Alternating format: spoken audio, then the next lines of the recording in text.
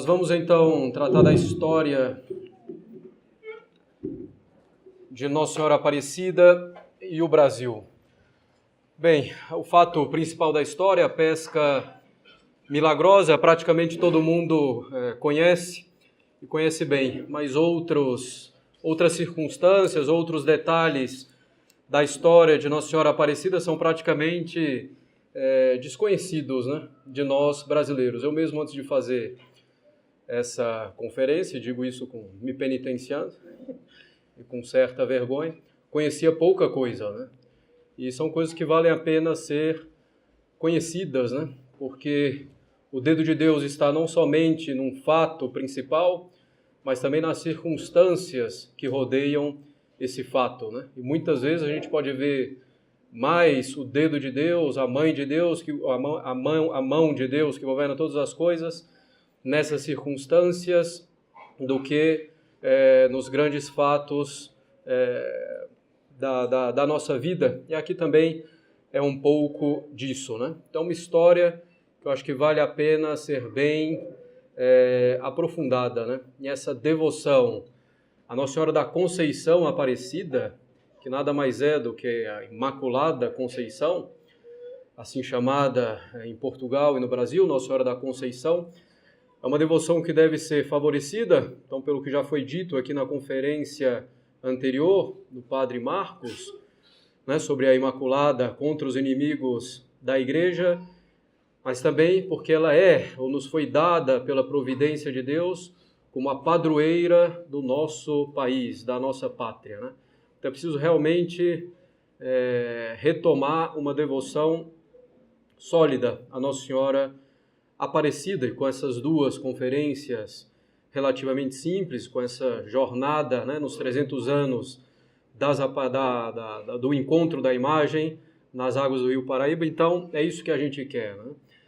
Retomar essa verdadeira e profunda e sólida devoção por Nossa Senhora Aparecida. Bem, a história do encontro da imagem, bom, todo mundo sabe, se deu em 1717, né? No mês de outubro, como a gente vai ver. Os dois primeiros relatos datam de 1750, quer dizer, 33 anos depois, o outro de 1757, 40 anos depois. O primeiro relato, e mais curto, faz uma pequena referência à história, é o relato de missionários jesuítas, né? Saindo de São Paulo, que foram então até a vila de Guaratinguetá, onde se encontrava a imagem de Nossa Senhora, que tinha sido encontrada, então, alguns anos antes, no Rio. O outro relato é o relato de 1757, que é o relato do pároco de Guaratinguetá. É o relato do livro de tombo da paróquia. O livro de tombo é um livro que se tem nas paróquias ainda hoje, em que se relatam os principais fatos, né, da vida paroquial, né, o que aconteceu, as coisas mais importantes, etc. Então, no livro de tombo da paróquia, em 1757, o pároco escreveu, então, o relato da história. Então, são esses dois relatos aí, os primeiros, né, de 1750 a 1757. Eu vou ler rapidamente o relato dos jesuítas, que é um pouco mais curto, né? O texto original em latim traduzido, né? Da residência de São Paulo saíram 2 sacerdotes dos nossos, jesuítas, para pregar as santas missões em paróquias na distância de até 50 léguas. Para atender os pedidos insistentes do senhor bispo, as missões foram iniciadas na cidade de São Paulo. Aqueles 2 missionários dos nossos percorreram 12 paróquias, além de outras capelas particulares dos povoados, nos quais permaneceram por alguns dias a fim de atender o mais possível o bem espiritual do povo. Chegaram finalmente à capela da Virgem da Conceição Aparecida, situada na vila de Guaratinguetá, que os moradores chamam Aparecida, porque, tendo os pescadores lançado suas redes no rio, recolheram primeiro o corpo, depois, em lugar distante, a cabeça. Aquela imagem foi moldada em argila. Sua cor é escura, mas famosa pelos muitos milagres realizados. Quer dizer, a imagem em si mesma não tem muito valor, né? Mas famosa pelos muitos milagres realizados. Muitos afluem de lugares afastados, pedindo ajuda para suas próprias necessidades. A capela recebe muitas esmolas pecuniárias, doadas por devoção e gratidão, lucrando todos os meses mais de 100 mil réis. Aí, por especial patrocínio da Mãe de Deus, foi mais frutuosa a missão. Eles percorreram vários lugares e notaram que foi mais frutuosa a missão, onde se venerava a imagem de Nossa Senhora da Conceição, que já era chamada de Aparecida, então 40 anos depois. Aí, por especial patrocínio da Mãe de Deus, foi mais frutuosa a missão. Esse povoado se consumia em acirradas inimizades. Maratinguetá, a gente vai ver daqui a pouco, era conhecida sobretudo pelos homicídios, né? Cada um tinha matado 7 ou 8 às vezes. Bom, esse povoado se consumia em acirradas inimizades, que todos, porém, desfizeram, reatando publicamente a amizade após o sermão que fizemos sobre a concórdia com o próximo. E foi mais frutuosa a missão pelo patrocínio de Nossa Senhora da Conceição Aparecida, né? Esse relato aqui dos jesuítas, feito em latim, ele foi enviado para a Casa Geral dos Jesuítas, só foi encontrado em 1945, no arquivo da Companhia de Jesus, pelo padre Serafim Leite, né, que é um grande historiador dos jesuítas aqui no Brasil. Vale a pena ler a obra, vai levar um certo tempo, são vários volumes. Os jesuítas no Brasil, padre Serafim Leite. Bem, então esse é o relato, né, dos jesuítas, um relato um pouco mais reduzido. O relato do livro de Tombo, ele conta um pouco mais as outras circunstâncias que a gente vai ver aqui ao longo dessa conferência, né? Inclusive, uma curiosidade, o livro de Tombo ele começa com um erro, né? No ano de 1719, pouco mais ou menos, passando por esta vila para as Minas, o governador dela de São Paulo, o Conde de Assumar, etc. Não, mas o Conde de Assumar passou por lá em 1717, né? Se tem todos os registros. Então, aqui foi um lapso da memória do padre que escreveu o relato no livro de Tombo, né? Que era o padre doutor João de Moraes e Aguiar. Bem, então vejamos um pouco, né?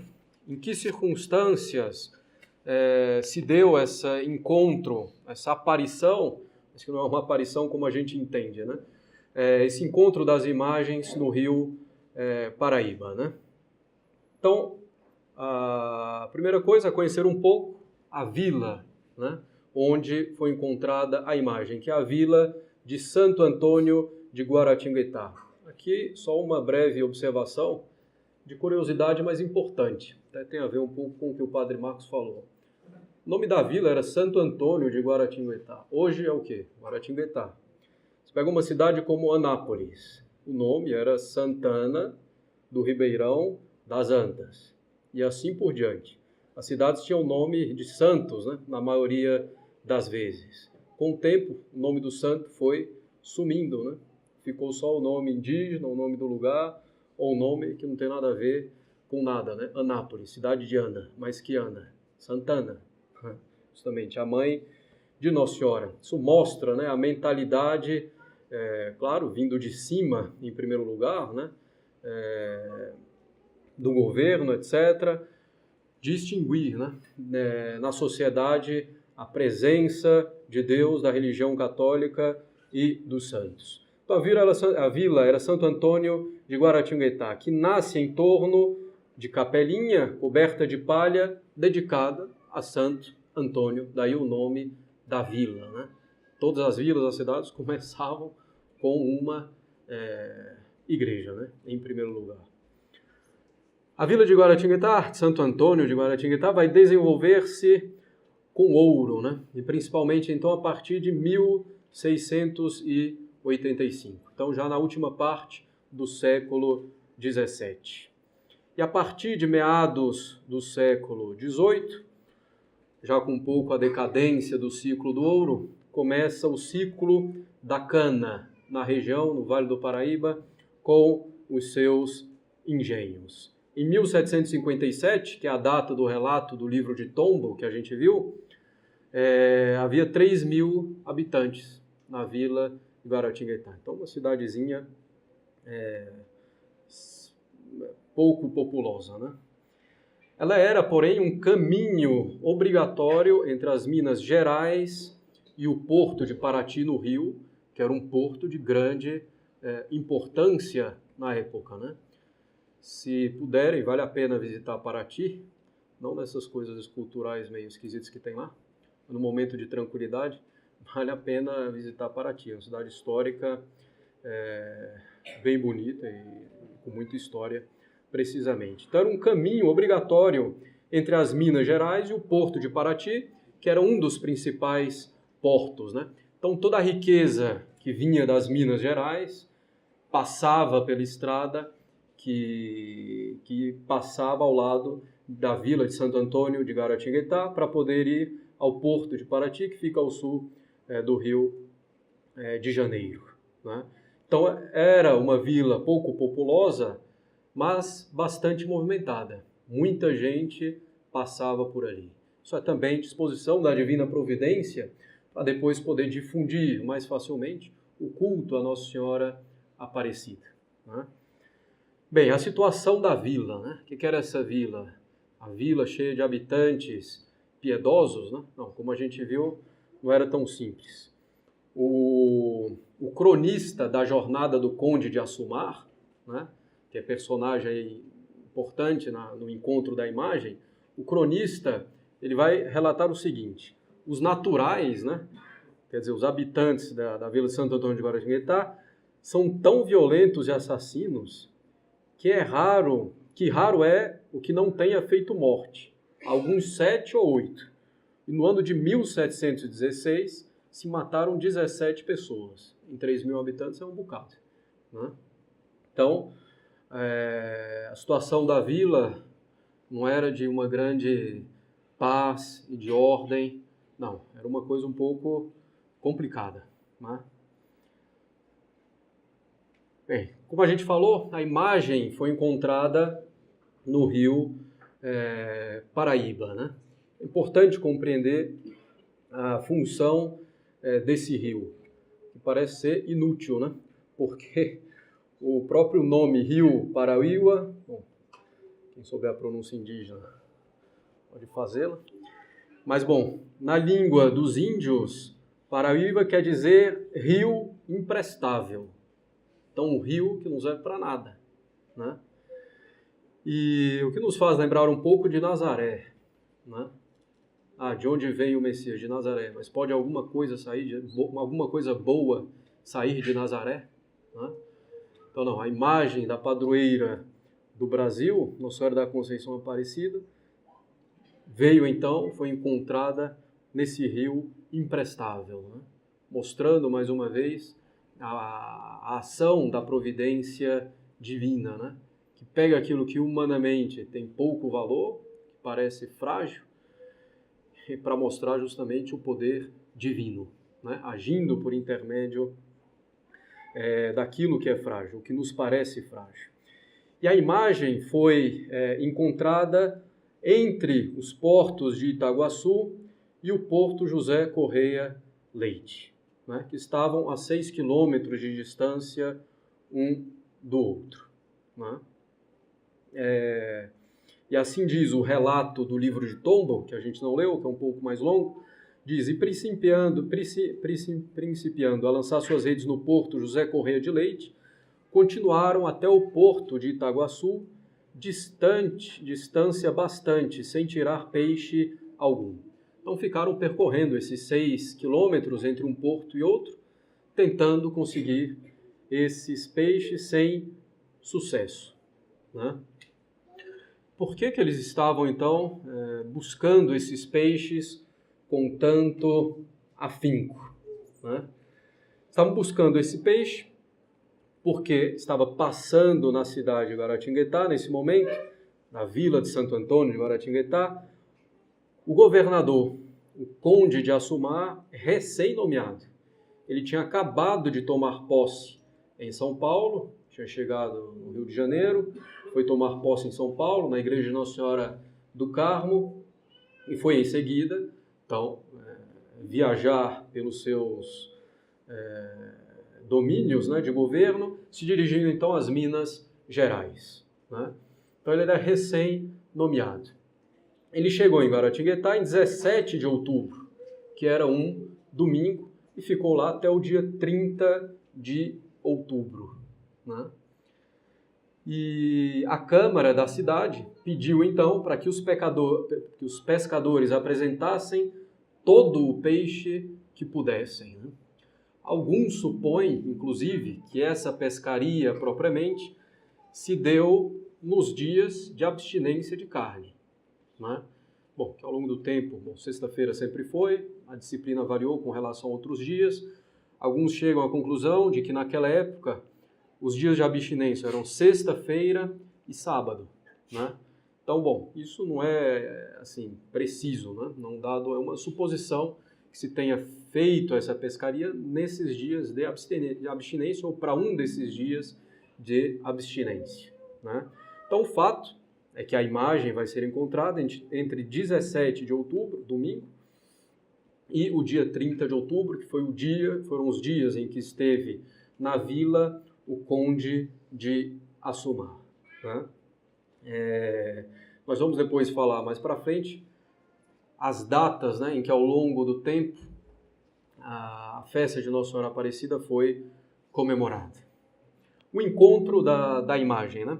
Lançando no porto de Itaguaçu a rede, eles encontram, eram 3 os pescadores, né? Encontram o corpo da imagem, né? Depois, continuando a pesca, primeiro devem ter achado aquilo simplesmente curioso, né? Continuaram lançando a rede, já estavam lá um bom tempo, sem sucesso, como a gente viu, percorrendo 6 quilômetros, que assim, parece pouco, mas não é tão pouco, né? Sobretudo numa jangadazinha, né? Daqui até a paróquia lá em cima, só para terem uma ideia, dá 3 quilômetros, né? Então, o dobro da distância. Então, não é tão pouco assim, não. Bom, continuaram lançando a rede, depois de terem encontrado o corpo da imagem, e encontraram também a cabeça, né? E a pesca abundante, depois de terem encontrado a imagem, foi impressionante, né? Ao ponto de que tiveram que parar a pesca para não afundar, então, a embarcação modesta em que estavam, né?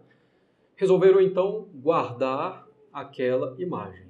Certamente porque viram na pesca abundante, depois de terem passado um bom tempo, horas, sem encontrar nada, né? Viram nisso uma proteção particular, um favor particular de Nossa Senhora.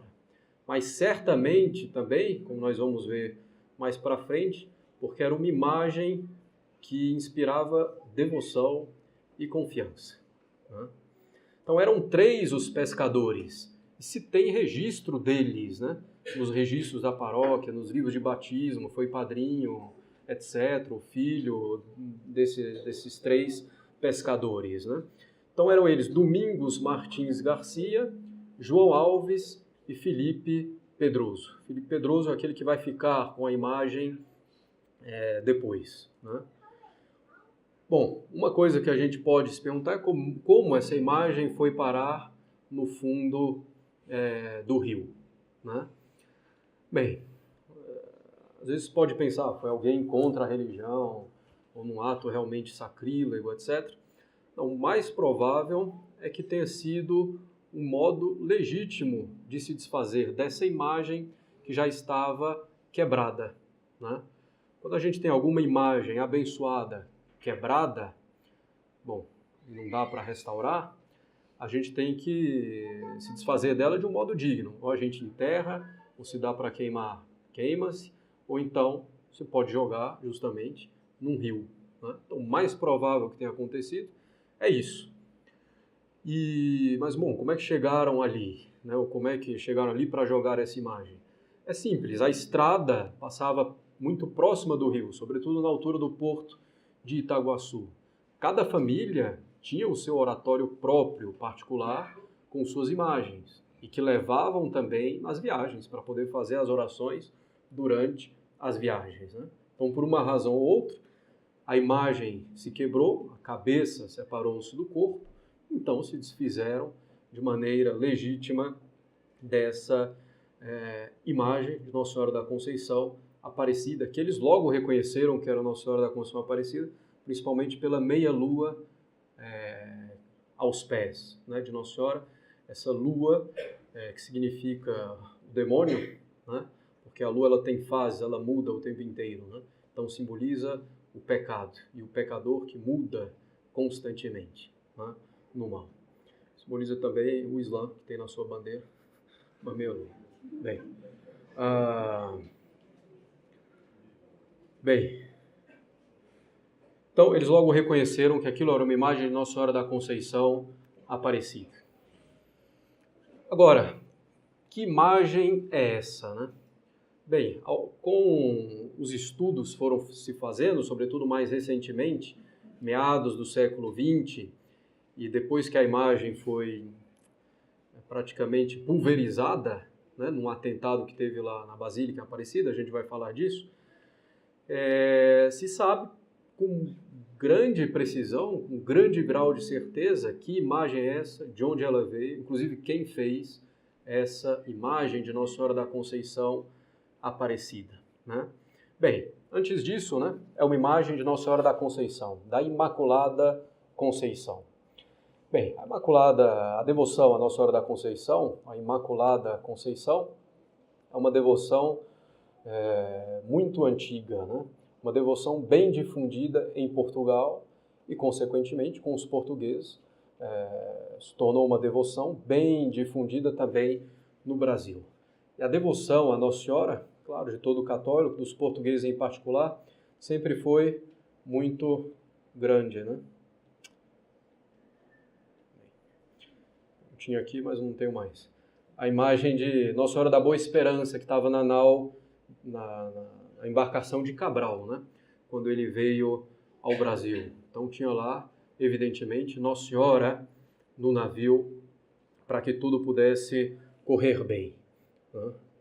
Bom, depois do período sob o domínio da coroa espanhola, né, chamada União Ibérica, de 1580 a 1640, Dom João IV, então restabelecendo ali o domínio da coroa propriamente portuguesa, proclamou Nossa Senhora da Conceição a padroeira de Portugal e dos domínios além-mar, né?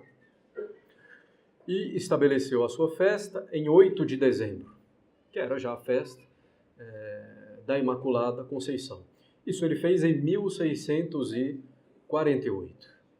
Então, Nossa Senhora da Conceição, mesmo antes de Nossa Senhora da Conceição Aparecida, já era a padroeira do Brasil, né? Porque era a padroeira de Portugal e dos domínios além-mar, né? Inclusive, Dom João IV, no seu decreto estabelecendo a Nossa Senhora da Conceição como a padroeira do reino, ele estabeleceu as cores, né, e algumas características com que Nossa Senhora da Conceição deveria ser representada, né? Em particular, o manto azul escuro e o forro vermelho granada, né? E se sabe que a imagem de Nossa Senhora Aparecida, ela era uma imagem pintada, de policromia, né? Ela não era dessa cor negra na origem, né? Nem na pele, nem nas suas vestes, né? Não, e se sabe, estudando detalhadamente, que ela tinha um manto azul, né? E o forro era vermelho granada, então como era a ordem do rei para representar a padroeira de Portugal e dos domínios além-mar, né? E quase certamente o escultor dessa imagem de Nossa Senhora Aparecida é o Frei Agostinho de Jesus, beneditino, discípulo do Frei Agostinho da Piedade. Frei Agostinho da Piedade, se sabe, era um grande santeiro, né? Quer dizer, fazia imagens de santos no mosteiro beneditino da Bahia, de Salvador, né? Inclusive, em geral, Frei Agostinho da Piedade assinava as suas imagens, né? Bem, então, Frei Agostinho de Jesus entra no mosteiro na Bahia, no século XVII, no início dos anos 1600. Ele vai ser ordenado em Portugal, depois ele volta, vai para o mosteiro de Santana do Parnaíba, a região da vila de Santo Antônio de Guaratinguetá, relativamente próximo, né?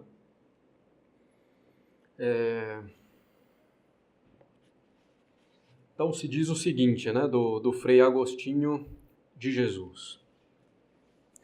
Vocês sabem, né, nos mosteiros beneditinos, quando um monge vai morrendo, eles fazem uma breve biografia, depois, a cada ano, no dia da morte, lê um pouco a vida do monge falecido naquele dia, né? Bem, o 21º foi o padre Frei Agostinho de Jesus, natural desta cidade, do Rio de Janeiro, que depois ele foi para o Rio de Janeiro, e professo na Bahia. Para se ordenar sacerdote, foi ao Reino, Portugal, e voltando a este mosteiro, ocupava-se na pintura e em fazer imagens de barro, para o que tinha especial graça e direção. Ainda hoje se veneram nos altares do mosteiro de São Paulo, ainda hoje mesmo acho que não, imagens perfeitas obradas por este monge quando lá residiu. E piamente se pode inferir que da glória está acompanhando aqueles santos cujas imagens expôs na terra a pública veneração dos católicos. Faleceu aos 11 de agosto de 1661, sendo abade o padre mestre Frei Manuel do Rosário. Então se sabe que o Frei Agostinho de Jesus era um grande entalhador de imagens, né? Em geral, ele não identificava as suas obras, não assinava, não colocava nenhuma marca de distinção, né? Mas as suas imagens têm características muito marcantes. A primeira é a forma sorridente dos lábios, sobretudo na representação de Nossa Senhora. Se a gente reparar bem, uma boa imagem de Nossa Senhora da Conceição Aparecida, ela está sorrindo e com os dentes da frente um pouco à amostra. Assim eram as imagens do Frei Agostinho de Jesus e assim a imagem de Nossa Senhora da Conceição Aparecida. O queixo um pouco para dentro, com uma covinha. O penteado longo e solto, flores em relevo na testa e imagem de porto empinada, um pouco reclinada, né? A imagem de Nossa Senhora da Conceição Aparecida é um pouco inclinada para trás, por exemplo, né? E se sabe que é efetivamente uma imagem paulista, né? Por quê? Por causa do tipo de barro usado, e da cor, e da consistência, né? E pela quantidade também que se usava naquela época na região de São Paulo, né? E essas imagens o próprio Frei fazia em grande quantidade, porque a demanda era grande. Como a gente falou, cada família tinha o seu oratório particular, né? Bem, aqui, não sei se nós conseguiremos ver tão bem, né?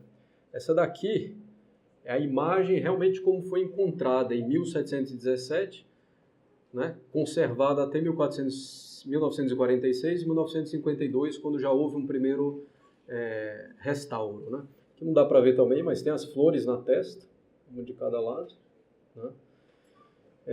A imagem sorrindo um pouco, aqui não dá para ver tão bem os dentes aparecendo, mas efetivamente aparecem, né? Bom, aqui a imagem depois da primeira restauração, 1946, 1950, com o acréscimo do cabelo, né? Aqui não tem o cabelo. Quando quebrou a imagem, provavelmente, então, também uma parte do cabelo de Nossa Senhora foi junto e foi restaurado. A prova de que havia esse cabelo, aqui na imagem, atrás, tem os traços do cabelo de Nossa Senhora caindo, né? Aqui dá para ver claramente a lua, né? A meia-lua embaixo dos pés e um anjo Aqui.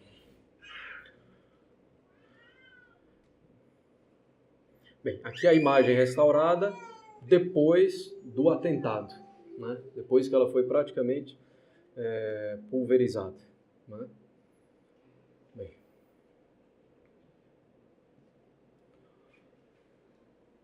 Então, uma das coisas que certamente chamou a atenção dos pescadores, além da pesca milagrosa, foi esse sorriso de Nossa Senhora, né?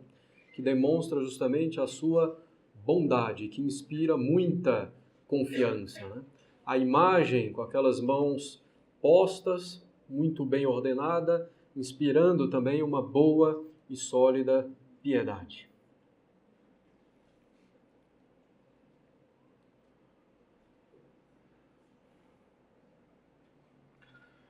Bem, o culto à Nossa Senhora Aparecida começou na casa de um dos pescadores, que é o Felipe Pedroso, como a gente já mencionou, né? Os moradores, dizem então os relatos, até no livro de Tombo, os moradores se reuniam aos sábados para cantar o terço e mais devoções diante da imagem, né? Como a gente falou, guardaram a imagem pelo milagre que indica a proteção de Nossa Senhora e pela própria imagem, que inspira devoção e confiança. E começaram a venerá-la sob o título, né, sob o nome de Aparecida, pois aparecera no rio, né? Esse encontro nas águas do rio, claro, a imagem de barro, molhada, ela tende mesmo a afundar, mas bom, o peso, né, do corpo e da cabeça bem diferentes, né? Seria improvável que ficassem em local relativamente próximos, né? Mas lá ficaram por disposição da providência. Bem, o filho do Felipe Pedroso, Atanásio Pedroso, a quem o Felipe confiou a imagem, construiu depois uma capelinha junto da estrada em Itaguaçu, né? Então, uma capela próxima à estrada, que vai favorecer, mais uma vez, essa propagação da devoção à Nossa Senhora da Conceição Aparecida, né? Vários viajantes vão passar por lá, por inúmeros motivos, ouvindo relatos, né, de graças concedidas por Nossa Senhora Aparecida, eles mesmos recebendo tantas graças, né? Em pouco tempo, sem muitos meios de comunicação, virão pessoas de toda parte do Brasil, né, venerar Nossa Senhora Aparecida. Do sul do Brasil, por exemplo, tem relatos muito próximos, né, ao encontro da imagem, de pessoas vindo de Curitiba, vindas de Cuiabá, por exemplo, né? Então, lugares distantes. Bem,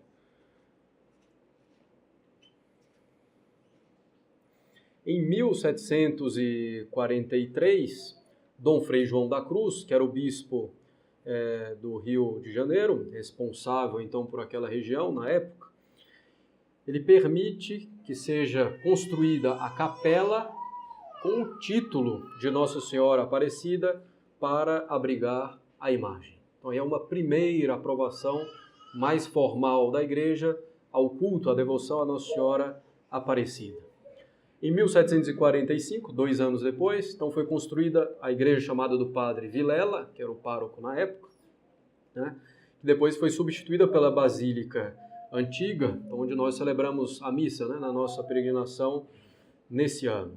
Depois veio a Basílica Nova, começou a construção dela em 1955, até um pouco antes, e foi consagrada em 1980, né? Então, a difusão do culto foi uma difusão extraordinária, uma difusão, ao mesmo tempo, muito simples, né? Claro, nós vamos ver em breve os milagres, né, que favoreceram a devoção no seu início, mas não chegam a ser também milagres tão extraordinários, né? Inclusive, né, um dos autores comentando esses milagres diz, na verdade, o principal milagre na história de Nossa Senhora Aparecida é justamente a propagação da devoção de modo tão rápido e tão profundo no povo brasileiro, sem ter grandes razões aparentes para isso, você tem grandes milagres estrondosos, etc. Né? Então foi uma difusão realmente extraordinária, rápida e muito abrangente, né? Atingindo os pontos mais remotos do Brasil. Bom, e esse culto, então, foi se desenvolvendo alguns pontos importantes, né? Um dos pontos importantes foi a coroação de Nossa Senhora em 1904. Né? Essa coroação em 1904 foi feita para demonstrar a piedade filial, né, do povo brasileiro a Nossa Senhora da Conceição Aparecida, mas também para afirmar a fé católica e afirmá-la publicamente face à República, né, que havia sido proclamada há 15 anos antes, né, e que havia banido o nome de Deus e o nome de Nossa Senhora da Conceição, né?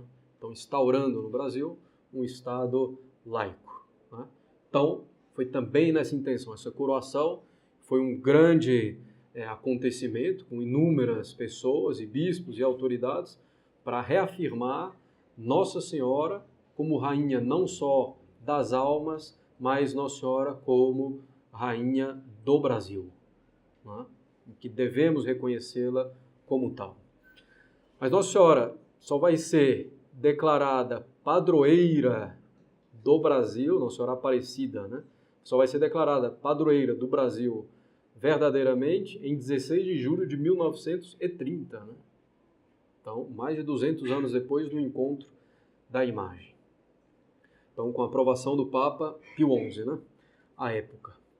O Vaticano até no início relutou um pouco em aprovar Nossa Senhora da Conceição Aparecida como padroeira do Brasil, porque Nossa Senhora da Conceição já era padroeira da América Latina. Né?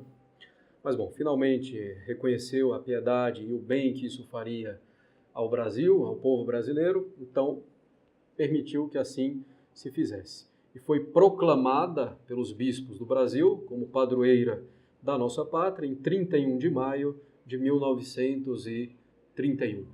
Né? Bom, desde 1745, a festa de Nossa Senhora Aparecida era 8 de dezembro, que é a festa da Imaculada Conceição. Né? Nossa Senhora Aparecida, Nossa Senhora da Conceição, então era bem natural. De 1904 a 1911, passou a ser o primeiro domingo de maio. Não sei também exatamente os motivos que levaram a isso. Depois, de 1916 até 1940, foi fixada a festa em 11 de maio. De 1940 até 1953, 7 de setembro.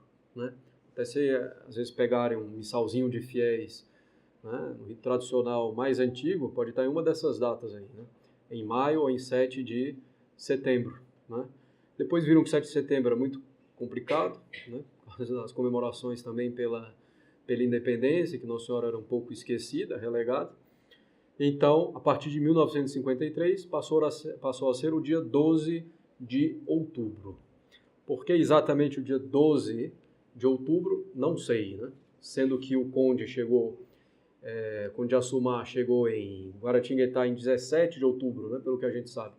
Talvez, uma possibilidade, é que de 17 a 30, bom, talvez já tivesse outras festas de santos, né? E no dia 12, justamente, não tem nenhuma outra festa. Então se pode dedicar esse dia exclusivamente a Nossa Senhora da Conceição Aparecida. Né? E o feriado não é por causa do Dia das Crianças. Né? O feriado no dia 12 de outubro, ainda hoje pela lei, é por causa de Nossa Senhora da Conceição Aparecida. Né? E é preciso, né, enfatizar esse aspecto da festa de Nossa Senhora no dia 12 de outubro, que é efetivamente o principal. Tá? Bem, ainda um pouco nessa história, né, de Nossa Senhora Aparecida, então houve o atentado, né, à imagem. Foi em 16 de maio de 1978. A imagem estava ainda na Basílica Antiga. Né? Esse atentado, esse grande sacrilégio, ele foi precedido, entre 4 e 5 da tarde, por uma grande tempestade de pó que ninguém nunca tinha visto em Aparecida, né? Então muitos consideraram, e provavelmente com razão, que foi um sinal, né, divino. O sacrilégio ocorreu na última missa do dia 16 de maio, que era às 20 horas. Então, era um jovem, ficou esperando a missa começar, que as pessoas se concentrassem na missa. Ele foi então, quebrou o vidro que protegia a imagem, né? E pegou a imagem para si, e já a danificando, né? Quando os guardas do santuário foram atrás dele, a imagem caiu e realmente se espatifou, né, em inúmeros pedaços. Depois podem procurar ver isso, né, porque realmente ficou completamente desfigurada, né. Bem, alguns interpretaram, também é possível, né, fazer isso, que era um certo castigo para com o povo brasileiro em razão da aprovação da lei do divórcio, né, no ano anterior, em julho de 1977, então durante a ditadura, às vezes considerada conservadora, o presidente Geisel, protestante, aprovou o divórcio no Brasil, né? E os brasileiros pouco reagiram, na verdade, porque efetivamente já estavam anestesiados, né? Já tinham as consciências anestesiadas pelas novelas, pelas músicas e outras coisas, né? Bem, o arcebispo de Aparecida da época, Dom Geraldo Maria de Moraes Penido, ele fez um trecho da sua homilia bem interessante, né? Logo depois disso. Vemos simbolizado nos pedaços da vossa imagem os pedaços em que se tem feito vossa figura de mãe e protetora em nosso coração, né? O povo brasileiro foi abandonando Nossa Senhora efetivamente como sua protetora. Nós estamos falando aqui, né, de uma devoção a Nossa Senhora, que, bom, muita gente vai no Santuário Mariano de Nossa Senhora Aparecida, claro, e é bom, mas às vezes uma devoção muito superficial, né, para não dizer às vezes até supersticiosa, né, ou uma devoção muito sentimental. Não é uma devoção que procura efetivamente agradar a Nossa Senhora, imitando as suas virtudes, né, seguindo ao seu divino Filho, né? Bem, então, não se falar, né, mesmo às vezes na liturgia que se faz no próprio santuário, que despedaça Nossa Senhora. Vemos simbolizados nos pedaços de vossa imagem, os pedaços em que se tem feito vossa figura de mãe e protetora em nosso coração. Quebra-se a vossa imagem para significar que ela já estava talvez quebrada em nossos corações. Então, se aconteceu aquilo fisicamente, porque provavelmente a imagem já estava quebrada, quer dizer, a devoção à Nossa Senhora já estava quebrada em nossas almas, né? A Senhora, prometemos recompor vossa imagem em nossa alma, assim como vai se recompor vossa querida imagem de Aparecida. Desgraça no mundo é só o pecado, verdadeiro atentado à doutrina e à moral do Redentor. É pelo pecado, né? Por esse atentado à imagem de Deus em nossas almas, né? É esse o problema, é essa a desgraça no mundo, né? Então, um sermão feito pelo bispo, né, da época, bem interessante, né? Então, que não ficou só numa coisa aleatória, feita por um doido, etc. Não, as coisas têm muitas vezes, né, sem exageros também, mas tem muitas vezes um significado mais profundo, né? Então, recompor a imagem de Nossa Senhora Aparecida em nossa alma, né? É isso que nós devemos fazer, né? Essa devoção à Imaculada, né, tão importante, como mostrou o padre Marcos aqui na primeira conferência, e a Imaculada Conceição Aparecida, né, pela nossa pátria, pelas nossas famílias, por nós mesmos, né? Bem, os principais milagres, né, mais no início da devoção à Nossa Senhora Aparecida e que favoreceram a propagação da devoção, né? Primeiro milagre, talvez o mais conhecido, é o milagre das velas, né? Está ali em cima. Então, começaram a fazer um pequeno oratório, né? Essa capelinha para Nossa Senhora, e acendiam velas, evidentemente. E, num momento de muita calmaria, as velas se apagaram, né? E aí foi uma senhora acender as velas novamente, não lembro agora o nome dela, foi acender as velas e antes dela acender as velas se acenderam sozinhas novamente, né? E isso, bom, aconteceu depois também algumas outras vezes. Então, um milagre simples, né? A vela que apaga e acende, relativamente simples, mas é um milagre, não deixa de ser, mas simples. Mas tem aí também uma coisa bem interessante, né? Que a gente pode ver muito na história do Brasil, né? O que é essa vela, né? Essa vela, evidentemente, como a vela no batismo, por exemplo, significa a fé e a caridade, né? A fé e o amor a Deus. O que é essa vela que se apaga na calmaria, né? Ora, o Brasil que vai abandonando a fé numa calmaria tremenda, né? Sem que as pessoas reajam, sem que as pessoas percebam, né?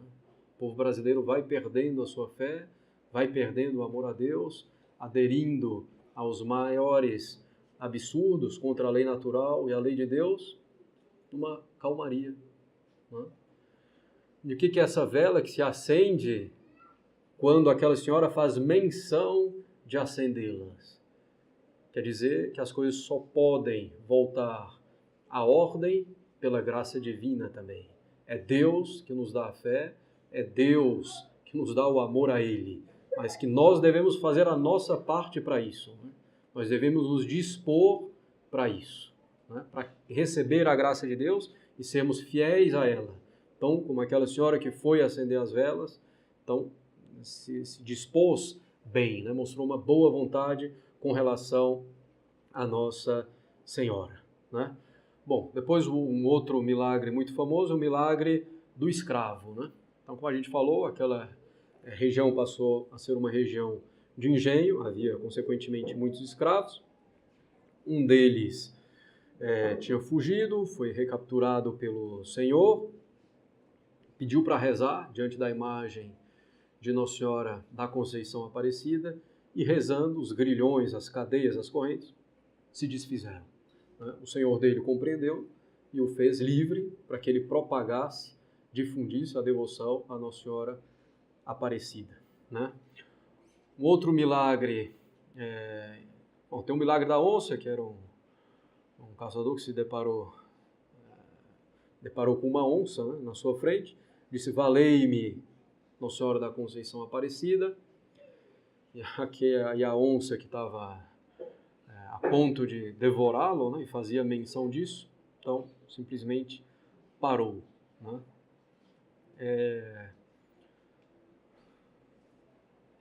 Que faz me lembrar um pouco o milagre de Nossa Senhora de Nazaré em Portugal, quando um caçador também estava no seu cavalo e estava à beira do despenhadeiro. Quando percebeu isso, valei-me Nossa Senhora de Nazaré, e conseguiu salvar-se, né? Bom, aqui tem um outro milagre, que é o milagre do sacrilégio, né? Então, era um anticristão, um anticatólico, que veio de muito longe, do Mato Grosso, com o intuito de desprezar a devoção à Nossa Senhora da Conceição Aparecida. E uma das coisas que ele falou, para provar que essa devoção não tem cabimento nenhum, eu vou entrar com o meu cavalo dentro da capela e vou profanar aquele lugar e a imagem de Nossa Senhora Aparecida. Então, quando ele estava a ponto de entrar na capela, na igreja, então o cavalo parou, né? Não se mexeu mais.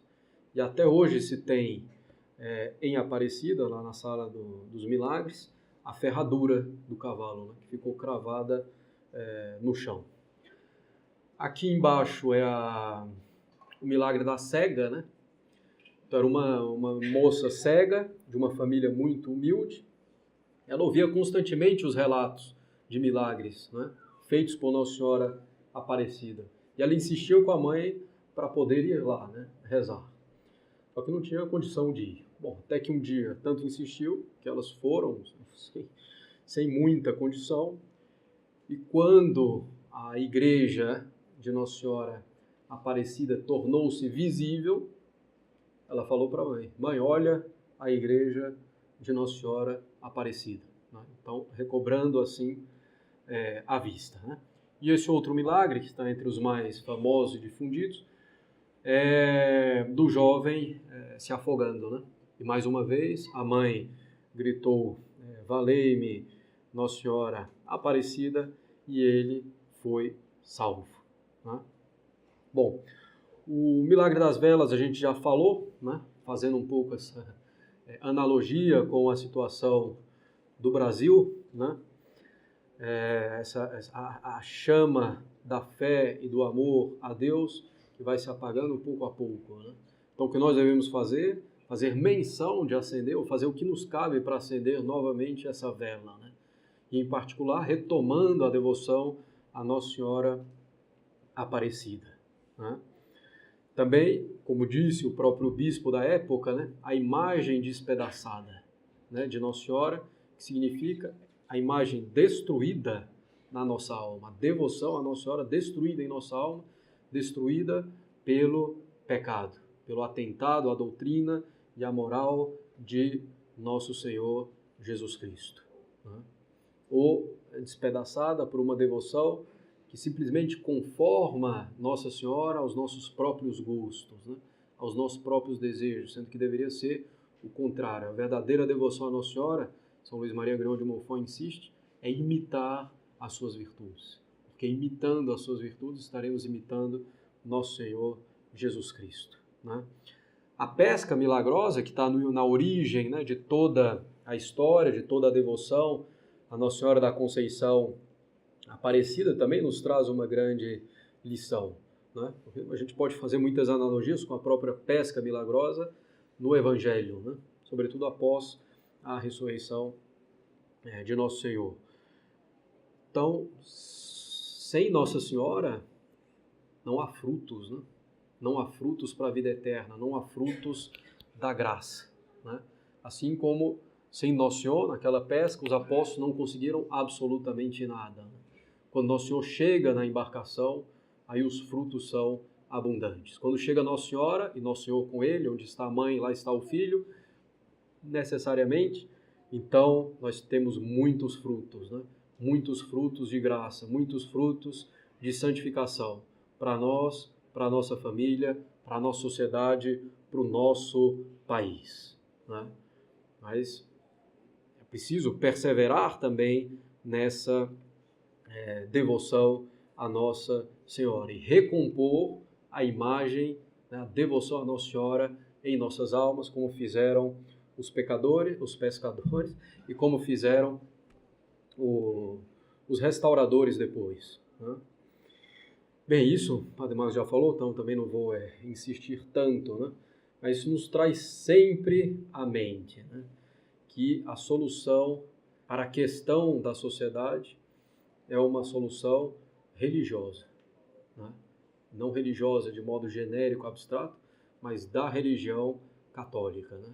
E a solução é aquilo que nós podemos fazer aqui agora para agradar a nosso Senhor Jesus Cristo, para agradar a sua mãe e a nossa mãe, Nossa Senhora em particular, mais uma vez, sob o título de Nossa Senhora da Conceição Aparecida. Então é preciso que a gente restaure essa devoção a Nossa Senhora Aparecida nas nossas almas. Né? Então, não só no dia 12 de outubro, de vez em quando, eleição, etc.